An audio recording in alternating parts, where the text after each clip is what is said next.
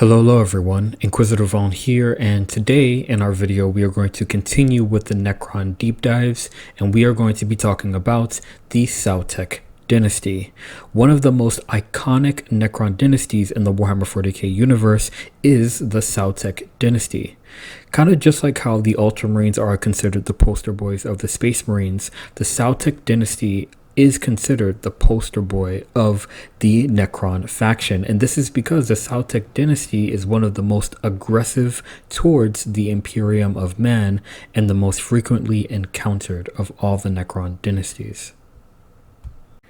The Sautekh Dynasty has a vast dynastic territory to the east of Terra that stretches from the bottom of the Somnium stars all the way down to the Caradon sector.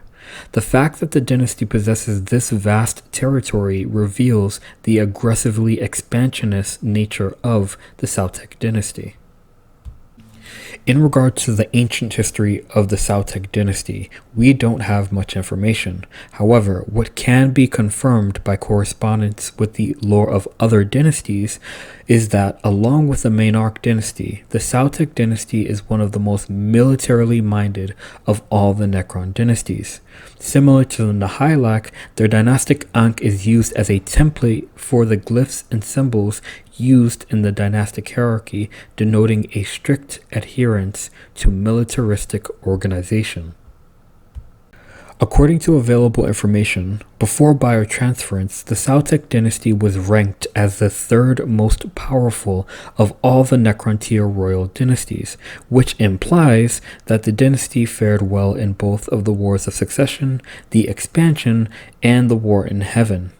And if anyone is wondering what the other two most powerful royal dynasties were, based on information we have discussed in other deep dives, the second was likely the Maynarch dynasty and the first the Zarekan dynasty, if not the Nihilakh dynasty. Now, in the current lore, the Sautekh are considered one of the most powerful of the Necron dynasties and the most aggressive in terms of expanding their dynastic territory and restoring the glory of the Necron Empire. The heraldic color of the Sautekh Dynasty is a dull and unimposing metallic gray, but that is the only thing that can be said to be unimposing about the Sautekh. So numerous and powerful are the Sautekh that they have also subjugated other Necron dynasties. I'll talk about that a little bit more in a minute, but I wanted to give some context to why they have done so.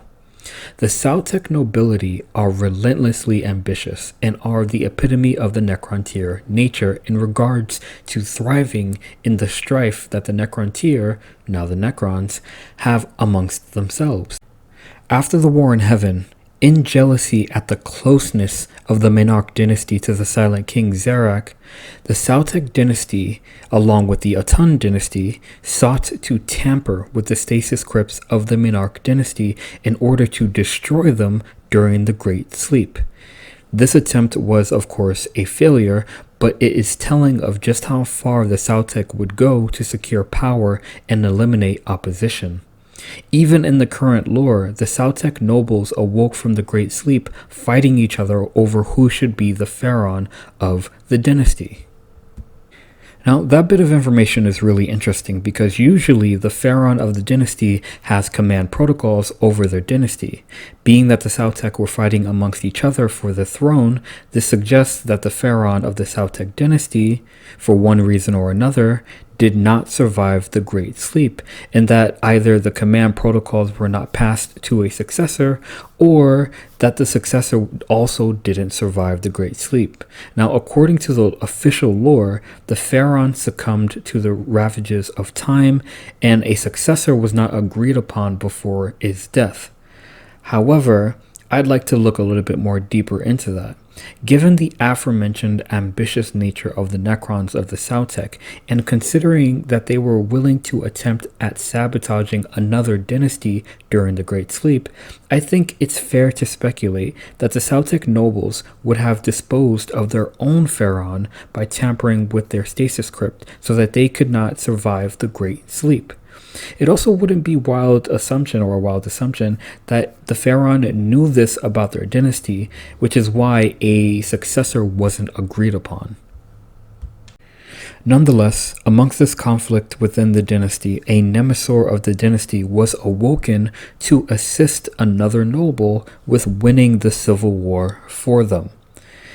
The nemesis that was awoken was Imhotep the Stormlord, who, once he awoke, grew enraged at the infighting he saw happening in his dynasty.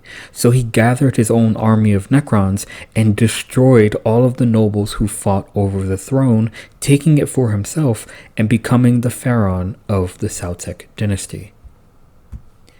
This is how Imhotep the Stormlord became the pharaoh of the Sautekh Dynasty. Imhotep was a nemesis before the Great Sleep. A nemesis is a military rank amongst the Necron dynasty that has its origins in the Necrontyr history. It holds a lot of weight. In the hierarchy of ranking, a nemesis still falls under the control of a Necron overlord, but they have more power than a standard Necron lord. According to available information, the rank of nemesis entails great military and leadership capabilities, and the Necrons given the role are battlefield commanders and high strategists without peer. They are also champions of the dynastic codes, exemplars of their dynasties, as well as their dynasty's protectors. Imhotep, it seems, was all of these things and more. Imhotep the Stormlord is a brilliant strategist, and there are those who suggest that he is amongst the most accomplished in the galaxy. In his campaigns, he is known not only to take individual worlds, but entire systems and sectors of space. Being that he achieved the rank of nemesis before the Great Sleep, we can only imagine the devastation that he caused to the forces of the Old Ones during the War in Heaven and during the enslavement of the Citan. Imhotep has legions of Necrons at his disposal, and if you combine that with the fact that he is a military genius, you'd think that he has no weaknesses, but he does. Imhotep is said to have never been defeated, but this statement is conditional based on if he is facing a logical foe. The only enemy that seems to be able to best Imhotep are forces that are completely irrational, which is why Imhotep struggles against the orcs, because the orcs are just irrational. They only live for war. There's no plan or strategy to them. Imhotep can outsmart someone who is smart and intelligent, but he cannot outsmart someone who is chaotic and has no logical reasoning behind the way they go about war. His first weakness is his own logical mind in that regard. His second weakness is his rank. Remember earlier when I said that a nemesis is an exemplar of their dynasty and a champion of the dynastic codes? Well, Imhotep is known to stand on that by seeking out enemy commanders and challenging them to an honor duel as dynastic code traditions dictate. Though this could potentially risk him endangering himself, he is an immortal Necron war leader, so that's not the part that's a weakness. The weakness is that Imhotep is a cruel Necron. Imhotep never kills his defeated foes that he faces in honor duels. He maims them and then he lets them go so that they can remember his greatness, but also so that they can be destroyed by the humiliation of their defeat. This means that Imhotep accumulates enemies left and right who all hate him and want to try and destroy him. It was Imhotep who faced off against Helbrecht of the Black Templars and cut off his arm to humiliate him at his defeat. And now it's on site for Imhotep. Helbrecht has been trying to kill him for quite some time now and has gotten close to doing it on many occasions, but has not succeeded. Imhotep seems to get off on this kind of thing. Imhotep's list of accomplishments and cruelties is long, but just to name a few, he once baited a group of Black Templar centurions onto a tomb ship and then blew the ship up, killing every space marine on it. Yo, what is wrong with this guy? Imhotep's list of accomplishments and cruelties is long, but just to name a few, he once baited a group of Black Templar centurions onto a tomb ship and then blew the ship up, killing all the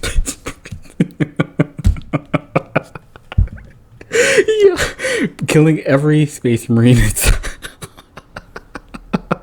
I'm I'm sorry. I know this is a break in character, but that's just evil. Like, can you visualize that? Like, okay, composure. Okay, also, he has slaughtered an entire sanctuary of Sisters of Battle. One event that I personally found to be hilarious was that Logan Grimnar, Great Wolf and Chapter Master of the Space Wolves, once defeated Imatech on the planet of Valoth 4. It's hilarious to me because the only beings that Imatech struggles against are those that are irrational, which implies that to beat Imatech, Logan had to go berserker on him, which is hilarious considering the narrative around Space Wolves. Imatech is the most prominent character of the Sautekh Dynasty as its pharaoh, and under his rule, the Sautekh command over 80 tomb worlds and have carved out a vast territory for themselves. There are a few other notable characters that are part of the Sautekh Dynasty, such as Nemesor Zandrak and Vargard Oberyn. Nemesor Zandrak is interesting because, as Nemesor, Zandrak is a brilliant strategist and tactician, just like Imatech himself, and his accolades stretch as far back as to the time before biotransference. However, his flaw is that he does not see reality as it is. In his mind, he thinks he is fighting separatists during the Wars of Succession. On the battlefield, he does not see orcs or humans or Tyranids, but only sees separatists Necrontyr attempting to attack his dynasty. While this does not affect his battle prowess in any way, it strains the tolerance of his noble court because no matter the enemy he faces, he will treat them in accordance to the Necrontyr dynastic codes of war. Which means he will give them a chance to leave an area before going to war with them, or capturing an enemy commander and treating them with respect. He refuses to use death marks against an enemy because while others see aliens, he only sees Necrontyr.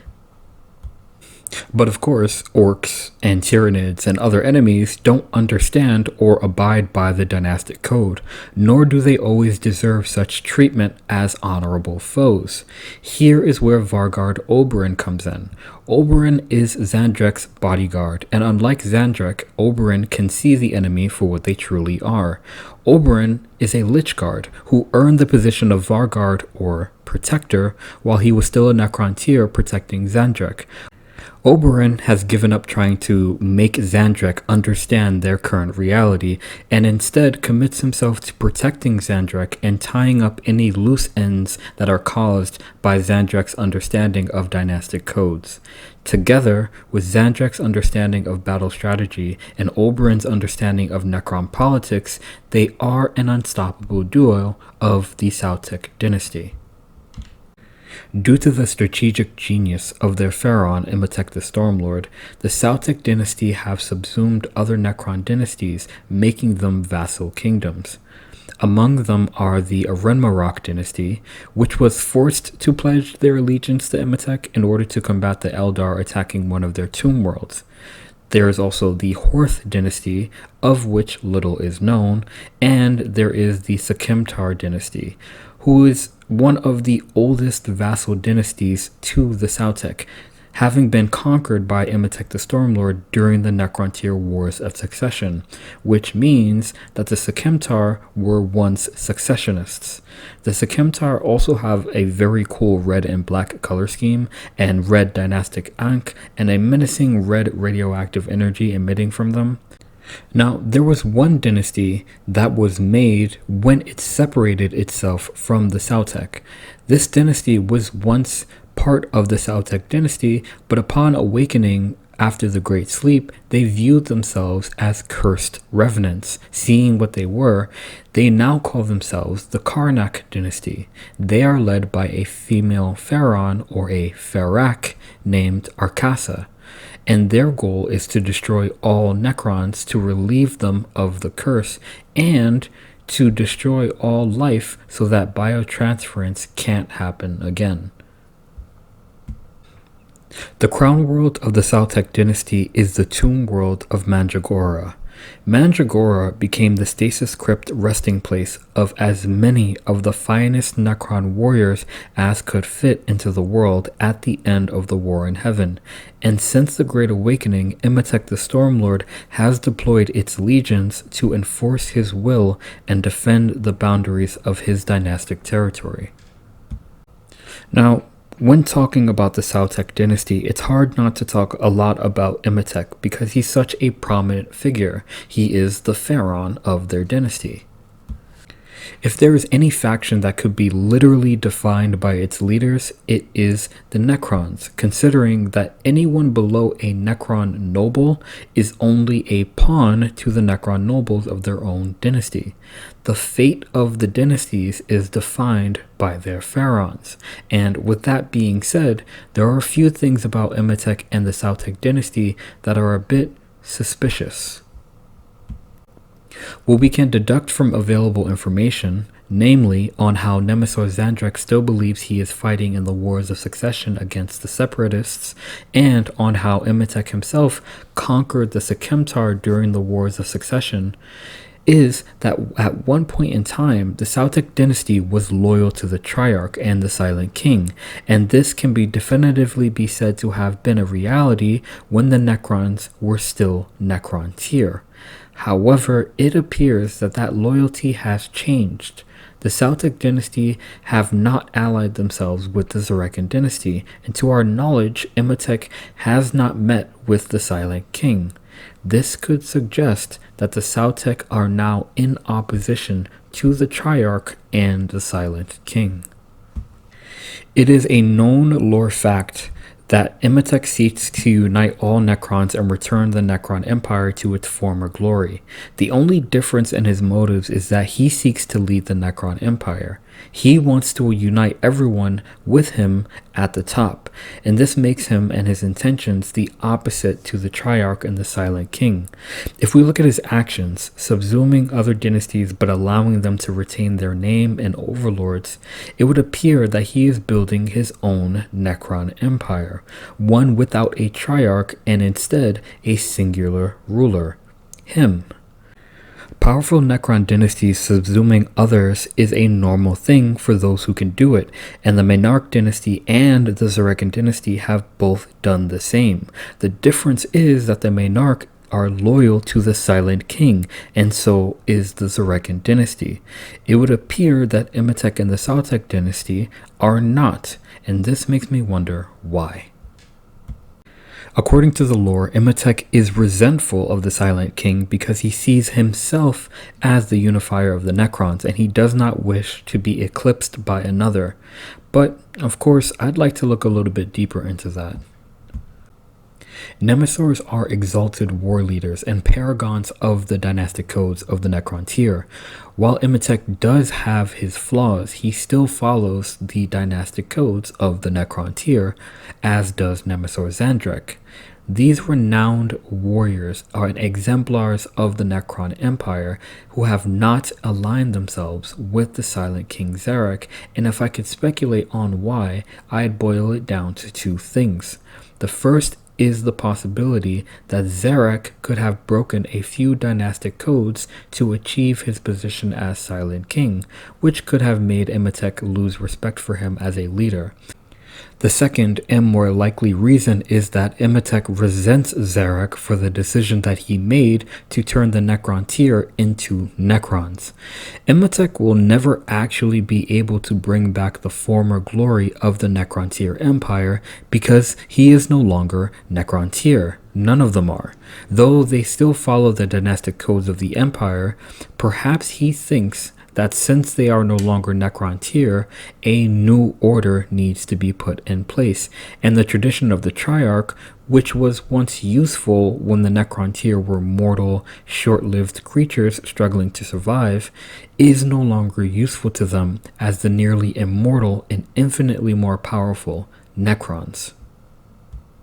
Now, if the latter theory is true, then Imhotep is truly the face of the Necron Empire in a direct and modern sense, and this can put him at opposites to the Silent King in a historic way. In regards to the style of war, Imhotep is known for using fear and terror as tactics against the lower species of the galaxy because he knows how effective it is against them. In general, though, the Sautekh utilized a combination of military strategy and relentless expansion to overwhelm their enemies and force other dynasties into submission. And this has been my deep dive on the Sautekh Dynasty. Okay, so just to sum up a few points that I made in the video, the Sautekh Dynasty was the third most powerful of the Necrontyr royal courts, with a history spanning as far back as the Wars of Succession. The heraldic color of the Sautekh Dynasty is metallic gray or silver. The pharaoh of the Sautekh Dynasty is Imhotep the Stormlord, who was once a military commander or Nemesor of his dynasty.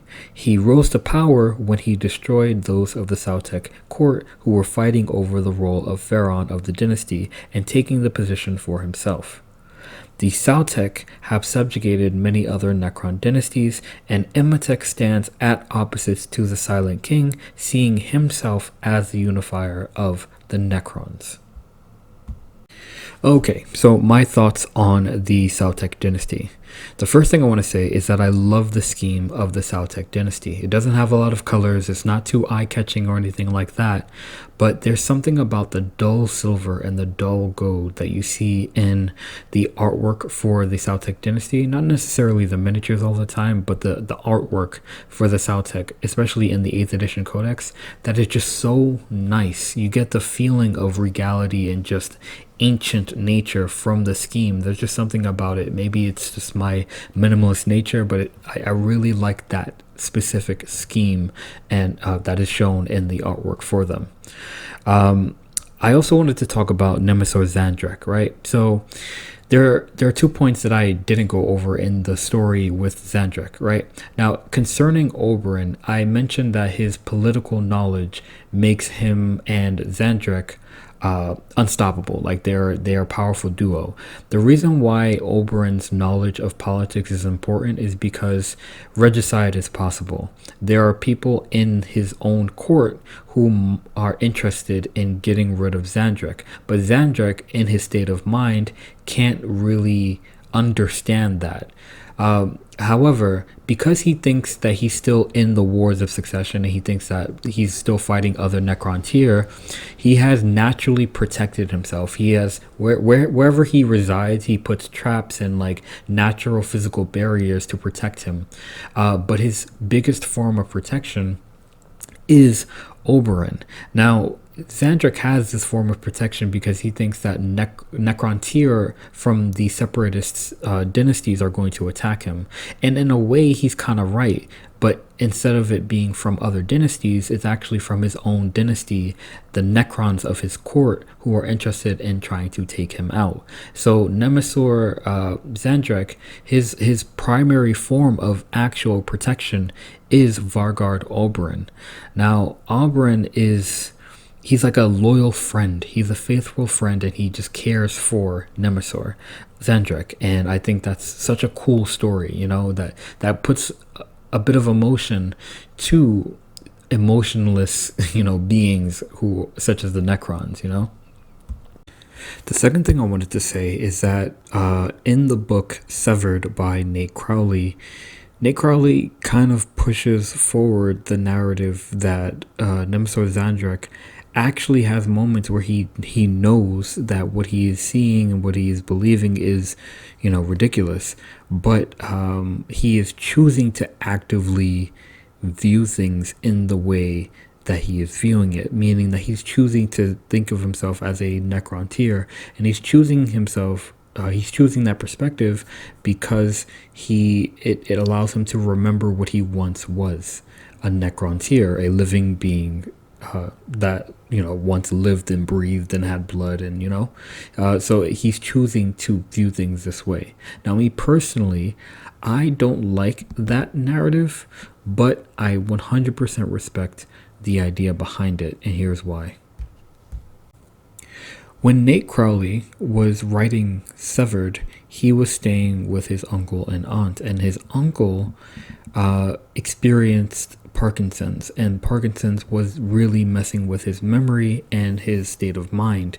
And so while Mr. Crowley was writing this book, he was staying with his uncle who was experiencing this, and he was able to look at his uncle and like watch his behavior and see the frustration behind doing something and realizing that it's completely pointless or ridiculous, but not being able to do anything about it, and so Nate Crowley kind of translated his understanding of Nemesor Zandrek in that way based on his experience with his uncle. And just as a person who is also taking care of someone who is experiencing memory loss and things of that nature, I can 100% understand and respect that kind of element being added onto Nemesor Zandrek. I might not appreciate it in a lore sense, but I 100%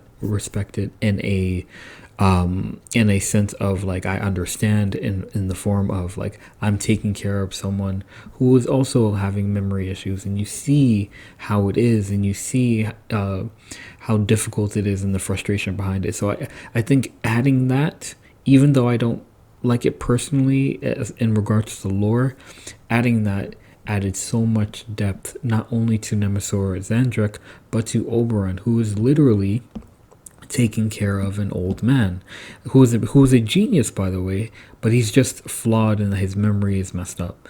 And it's Oberon who is taking care of and protecting him and making sure that he can continue to function. And that's something that I can totally respect and admire, and like just the creativity and the way of incorporating that aspect into the character. Last but not least, Imhotep versus the Silent King. I think that there's a great opportunity for Games Workshop to show that there's like a clash between two very powerful Necron lords. When I was doing research for this video and I saw that Imhotep did not align himself with the Silent King or the Sautekh Dynasty, I automatically thought, there's going to be a clash there because the Silent King is back, but Imhotep believes he's the one that's going to be uniting, not the Silent King. And so it's going to be a clash, or at least, like I said, there's an opportunity for a clash between the old that represents the Silent King and the new, which is Imhotep the Stormlord. And I think I'm super excited for that. This might even be a third Wars of Succession between the Necrons.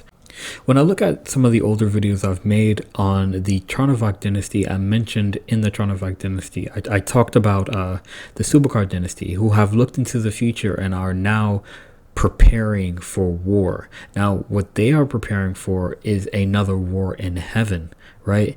But then we look at the Nihilakh Dynasty, who used the alien head that they have to look into the future, and now they are also preparing for war. And of course, I'm thinking, okay, there's going to be another war in heaven, which is cool, which is a great idea. But I also think that there's going to be, and maybe this suggests, and maybe what they saw was a war, a civil war amongst the Necrons, again, a third Wars of Succession. And if that happens, I think it's likely going to be fought between the old, which is, the Silent King and the Triarch, and, what he represents as far as that tradition, and the new, the modern, which is Imhotep the Stormlord, and the Sautekh Dynasty and those who ally with him. Now, I really hope that Imhotep gets another model. Probably in the next edition, he's probably going to get another model, because the model that he has now is Finecast. And I love Finecast. A lot of people hate it. I love it. But I still do think that he needs another model that is befitting of his stature and his position in the Necron Empire as a potential leader of the empire. All right. So I think I've been talking enough. Without anything else to say, Inquisitor Vaughn out. Remember, the Emperor protects and the future is successor.